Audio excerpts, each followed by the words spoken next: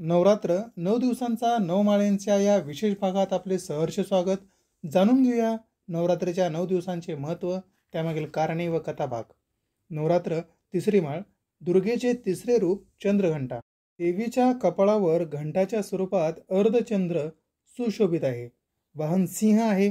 10 हाताची दशभुजा, ज्यामध्ये कमळाचे फूल, धनुष्य, बाण, जपमाळ, त्रिशूल, गदा, कमंडल आणि तलवार आहे. 5व्या हाताची अभयमुद्रा आहे. सोन्यासारखे तेजकांती, प्रकाशमान तेजस्वी चेहरा असे तिचे रूप आहे. शिवपुराणातील आलेल्या कथेनुसार शैल्यपुत्री हिमालयपुत्री पार्वतीने ब्रह्मचारिणी म्हणून शंकरास पती म्हणून प्राप्त करण्यासाठी तपश्चर्या केली व त्याचे फलित म्हणून आदिमाया व महादेव यांचा विवाह झाला. आपल्या पतीसोबत पार्वती महादेवाच्या निवासस्थानी गुहेत आली. आपल्या गुहेतील अस्वच्छता पाहून लग्नाच्या पोशाखामध्येच स्वच्छतेला सुरुवात केली व शिवासह आनंदाने राहू लागली.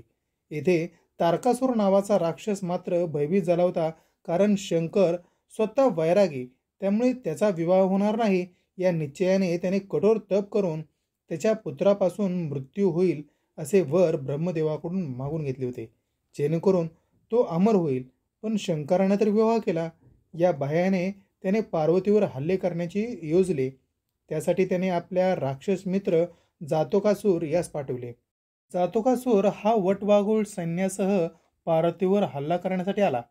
वटवाघुळाच्या सैन्याने सर्व आकाश व्यापले व पार्वती व शिवगणांवर हल्ला केला. शंकर ध्यानामध्ये व्यस्त असताना त्याकडून मदतीची अपेक्षा पार्वतीने केली, परंतु महादेवांनी आपल्या आंतरिक शक्तीची जाणीव पार्वतीस करून दिली. स्वतः प्रकृती व शक्तीचे स्वरूप असताना इतरांकडे मदतीची याचना करण्याची आवश्यकता काय आहे? देवी स्वयंपूर्ण, शक्तिमान, तेजस्पुंज असताना या परिस्थितीस लढण्याची व नियंत्रण ठेवण्याची क्षमता असल्याची जाणीव पार्वतीस झाली. घोर अंधारामध्ये वटवाघळींनी आकाश व्यापलेले असताना पार्वतीने आपल्या कपाळी चंद्र धारण करून रणांगण उजळवले. विविध आयुधे धारण करून युद्ध आरंभ केले. पार्वतीच्या मदतीकरिता लांडगे धावून आले.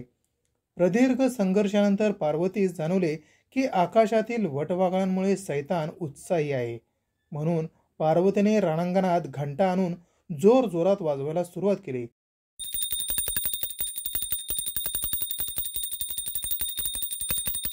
त्याच्या घंटानादाने वटवाघूळ भयभीत होऊन पळून गेले.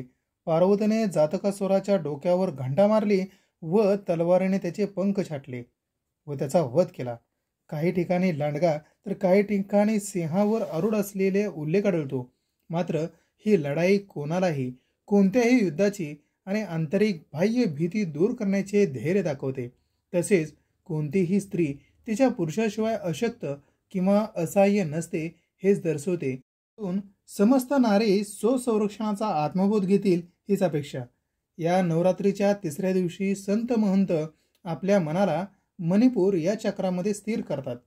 या देवी सर्वभूतेषु मा चंद्रघंटा रूपेण संस्थितः नमस्तस्यै नमस्तस्यै नमस्तस्यै नमो नमः.